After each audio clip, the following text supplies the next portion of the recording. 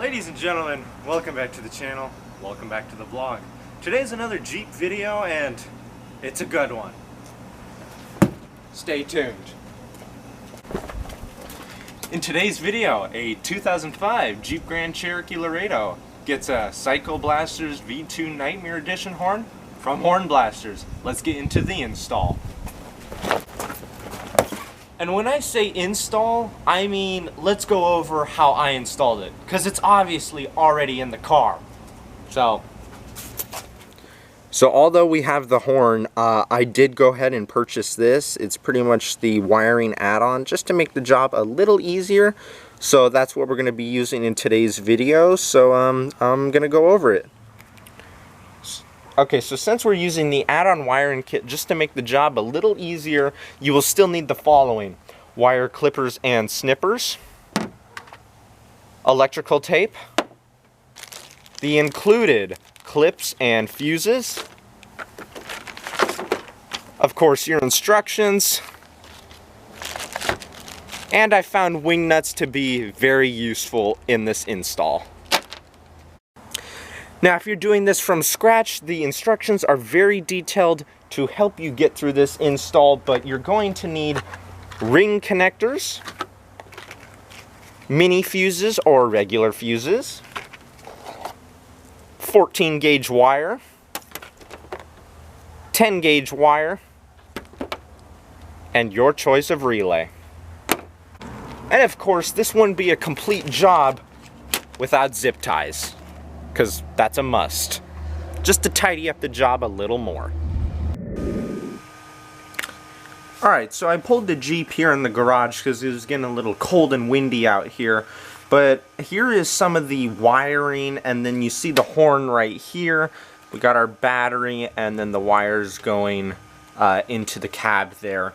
So what I'm going to do is, since we're using the wiring kit from Horn Blasters, is I drew a little diagram here of how this works. If you want to pause the video there, that's a little more detailed, but this kind of gets the idea of how you want to hook that up.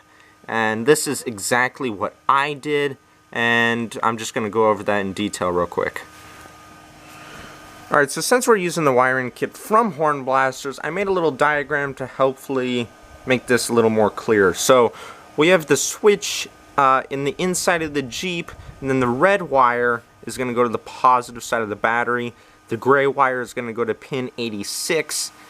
And then 87, we're just going to run a wire to the positive side of the battery. That's all you do. It's pretty much just a kind of a switch, but it's just a wire.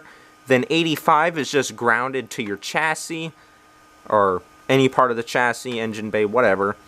And then we go down to the compressor here, and we're going to run the positive wire to pin 30, and the negative wire to the negative side of the battery. And then obviously the air tube to the horn. Pretty simple there, but that's pretty much all you have to do to get this thing working. It sounds a lot more simple than it is, but hopefully this helps you out.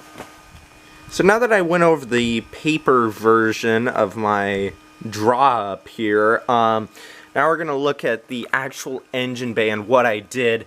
So here's the horn. I pretty much just mounted it to the deal that goes over the engine. It's a super strong mounting position there. So we got the horn right there, and it doesn't touch anything. I mean, that barely touches, but it fits perfect right there. Then the air tube runs over to the air compressor here, which is just mounted right there, kind of just sits in there. And then we have our wires running to our little black relay, which is right here. And then we have the wires going to the negative side and the positive ones. You know, make sure to look at that diagram again if you need to. But then what I did is, you really should go through this side of the firewall that's closest, but I went ahead and ran all the wire to the other side. It's just a little easier because the center console is on this side, so it's a lot easier to get those wires into the interior to get that switch working and make it ultra fancy. Alright guys, on to the interior here. Here is the switch that comes with the wiring harness, and I just drilled a hole right there into my accessory lineup that aren't being used. And it makes it look a lot cleaner on the dash like that instead of like random places. But that's where I put my switch. Now for the wiring, what you do is there's 2 holes drilled up there above the carpet line there. And I just fed the wires through there and tucked them behind the carpet using some zip ties and tape. And then what you have to do is I took off this black panel back here and then kind of just pulled this one back. See, it just pulls back. Ran them up here, and you will have to take this panel off. That just pries off. It's 4 clips. And then you wire it up, tape it up, and you got yourself a fully functioning air horn. But, of course, we got to test out the air horn, so let's see if it works. So we just go ahead and press this. It works. Let me put you guys outside so you can hear it a little better.